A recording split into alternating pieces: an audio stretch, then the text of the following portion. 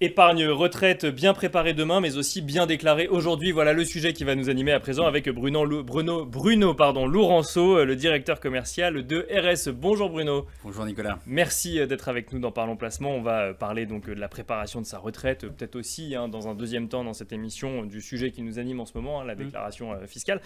Tout d'abord, question peut-être ouverte mais essentielle. Pourquoi est-ce qu'il est important de bien préparer sa retraite en 2026, Bruno? Nicolas, il y a des faits importants. 2025 a été une année historique, des très bonnes choses, des moins bonnes choses. Mauvaise nouvelle, c'est en effet, c'est la première année où on voit qu'il y a eu plus de décès que de naissances. Donc D'accord. on sait qu'il y a un impact fort sur le système par répartition. Sur le modèle du système par répartition, bien sûr, oui. Exactement. Donc ça, c'est un enjeu très important. On a vu aussi un taux de collecte, niveau de collecte, un niveau d'épargne très important des Français. Donc ça signale quand même une inquiétude, puisqu'on va préparer sa retraite au travers de l'assurance vie, au travers du PER. Donc on a un taux d'épargne de 18,3% précisément. Donc post-Covid, c'est le taux le plus important. Donc ça progresse. Et enfin, donc voilà, tous ces enjeux de taux de remplacement qui tendent à diminuer. Et c'est ces sujets d'inquiétude qui font anticiper les Français, en effet. Ça veut dire que, en fait, on constate dans les chiffres, en tout cas, c'est votre analyse, que il y a une épargne, il y a des Français qui épargnent de plus en plus, notamment pour préparer leur retraite. Après, la question, c'est la stratégie qu'on met en place justement pour s'assurer d'avoir un capital ou des revenus à la retraite en plus de ce qu'on pourrait attendre d'un système par répartition, c'est ça? Exactement. Il y a des chiffres intéressants, le taux de remplacement. Donc le taux de remplacement, en deux mots, je compare mon dernier revenu net d'activité. Donc Oui. je travaille chez Safran, pour ne pas les nommer, j'ai 4 000 euros net. C'est un exemple comme ça, pas voilà, Oui. bien sûr. 4 000 euros net de rémunération. Je tombe demain en tant que retraité, donc quel est mon premier revenu net en tant que retraité? D'accord. C'est ça ce taux de remplacement, c'est très important. On est une moyenne de 54, toute population confondue, donc je confonds les cadres et les non-cadres. D'accord. En réalité, disparité importante, les non-cadres on est à 75%, D'accord. et les cadres, donc on est plutôt aujourd'hui aux alentours de 50%. Donc je gagnais C'est-à-dire qu'on 4 perd 000 euros 50% de net. son revenu? Exactement, j'ai 2 000 euros net. D'accord. L'enjeu, il est là. C'est comment, effectivement, j'arrive à anticiper, comment j'arrive à préparer. Et c'est pour ça que je reviens au sujet de tout à l'heure. C'est est-ce que le système, il va être intéressant, plus intéressant dans l'avenir? C'est ça les questions que les Français se posent aujourd'hui. Parce qu'il y a un sujet, et on l'a beaucoup commenté et vu ces dernières années, de soutenabilité du modèle, mais ce que vous nous dites, c'est que même le modèle existant, dans le modèle existant, un cadre perd 50% de son revenu à la retraite, et il faut être capable de l'anticiper. Il faut être capable de l'anticiper. Les projections futures sont encore moins optimistes. D'accord? De fait, effectivement, de la natalité qui tend à diminuer. Les prochaines études qui vont paraître en juin, rapport du corps, justement, qui vont revoir un petit peu le modèle, parce qu'on était sur des anticipations trop optimistes. D'accord. Donc on s'attend effectivement, on va dire, à une douche froide. Les partenaires sociaux, j'insiste, hein, sur les régimes par répartition, font un travail assez formidable. Mais aujourd'hui, tout ce qui est démographie, tout ce qui est natalité, vieillissement de la population, fait qu'on anticipe en tout cas deux mauvaises nouvelles. Et c'est finalement ce que les Français anticipent déjà. Et c'est pour ça qu'il y a un taux d'épargne important. Et c'est pour ça qu'il y a une préparation importante. Quand on prépare sa retraite, on le prépare au travers d'une assurance vie ou d'un PER. C'est les deux grands C'est les deux véhicules qui principaux, existent. véhicules, effectivement. Chiffre record de collecte en assurance vie, si je me souviens bien, 50 milliards net, ce qui est assez En 2025. exceptionnel. En 2025, on a atteint 150 milliards d'encours sur le PER, sachant qu'il a vu le jour uniquement en 2019. Bien sûr. Il y a beaucoup de construction au travers des transferts qu'on a réalisés, parce qu'aujourd'hui, j'ai mon bagage PER que je vais accompagner au travers de ma carrière. Donc, j'ai travaillé dans une entreprise ou dans une autre. Donc, je vais tout agréger. Mais voilà, c'est un sujet qui intéresse, mais qui inquiète aussi. Et pourquoi est-ce que on voit cette montée en puissance aussi rapide du PER à l'heure actuelle aujourd'hui? Et comment est-ce qu'on met de la stratégie là-dedans? Comment on met de la stratégie? C'est une très bonne question. Donc, le PER aujourd'hui va nous permettre de, j'ai envie de dire, combiner différentes stratégies. Chose qu'auparavant, c'était un peu plus difficile à réaliser. Anciennement, les anciens produits sortaient uniquement en rente viagère. Oui. La rente viagère, pas toujours simple à comprendre et on constatait toujours finalement un montant un peu déceptif parce que la rente viagère finalement elle vient protéger jusqu'à mon dernier jour de vie. Donc l'assureur, grosso modo, elle est divisée par 28-30, ce qui était l'espérance de vie des tables INSEE.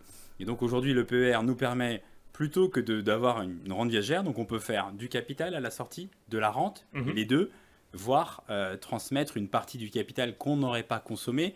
On peut continuer à avoir une stratégie offensive ou en tout cas de diversification, y compris quand je suis en phase de retrait. Donc le PER me permet d'organiser énormément de choses qu'on ne pouvait pas faire auparavant dans les anciennes solutions. Stratégie de diversification toujours en phase de retrait, ça veut dire que on va d'un côté toucher une partie du fruit de son investissement et de l'autre continuer à avoir une stratégie en recherche de performance, c'est ça sur le PER? Il y a une notion que je trouve intéressante, c'est de se dire, moi à 65 ans, il me reste grosso modo entre 25 ans et 28 ans d'espérance de vie. Oui.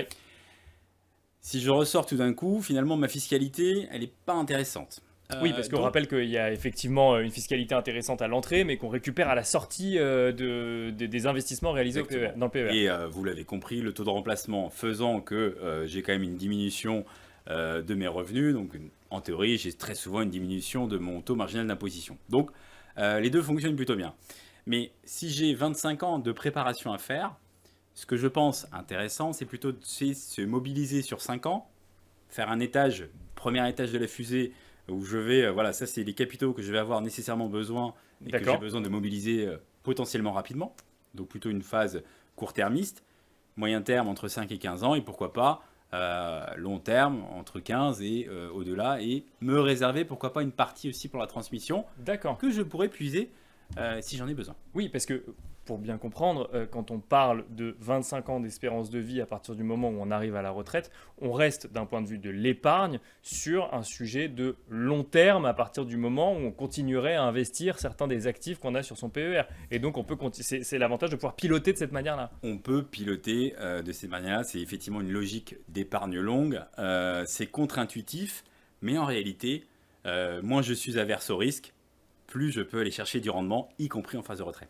Avant de se projeter dans la retraite et les stratégies d'épargne longue, un mot de la stratégie très court terme, Bruno Laurenceau, la déclaration fiscale, quels sont les pièges à éviter selon vous lorsque l'on déclare ses impôts en ce moment pour celles et ceux qui s'arrachent peut-être un petit peu les cheveux sur le sujet à l'heure actuelle? C'est la période très importante. Premièrement, on est en train de voir quelques redressements sur le sujet. Bonne et mauvaise nouvelle. Bonne nouvelle, aujourd'hui les inspecteurs sont plutôt très conciliants. D'accord, donc ils vont généralement rechercher une solution avant quand même. Si il y a un redressement à faire, ils le feront quand même. Mais bon, il y a quand même une conciliation. Phase de pédagogie et de discussion. En tout cas. Premier piège à éviter.